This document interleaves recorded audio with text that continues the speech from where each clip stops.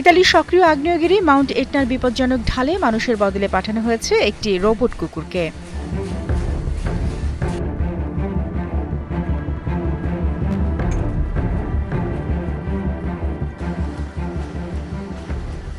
Robot এই কুকুরের নাম অ্যানিমেল।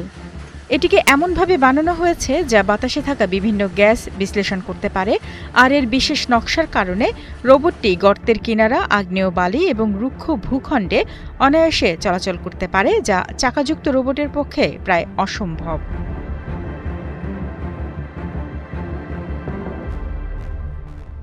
রোবটটি শুধু সেন্সরের উপর নির্ভর করে না, এটি কৃত্রিম বুদ্ধিমত্তার একটি উন্নত পদ্ধতি রিইনফোর্সমেন্ট লার্নিং ব্যবহার করে। এই প্রযুক্তির মাধ্যমে রোবটটি পরিবেশের সঙ্গে খাপ খাইয়ে নিতে শেখে এবং নিজেই সিদ্ধান্ত নিতে পারে। এই কুকুরটি তৈরি করেছে সুইজারল্যান্ডের গবেষকরা জানান, মানুষের জীবন ঝুঁকিতে না ফেলে আগ্নেয়গিরির আচরণ সম্পর্কে আরও নির্ভরযোগ্য তথ্য সংগ্রহ করাই তাদের লক্ষ্য।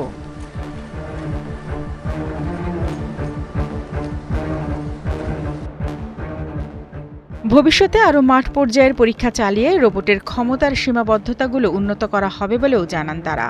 আর এই রোবটটি আগ্নেয়গিরি থেকে নির্গত গ্যাস শনাক্ত করতে সক্ষম, যে গ্যাসগুলো ভবিষ্যতের অগ্ন্যুৎপাতের আগাম সংকেত দিতে পারে।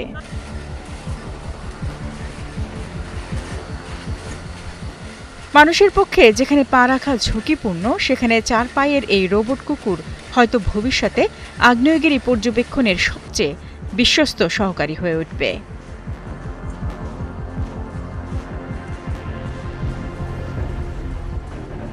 শারমিন স্বপ্না, ৭১।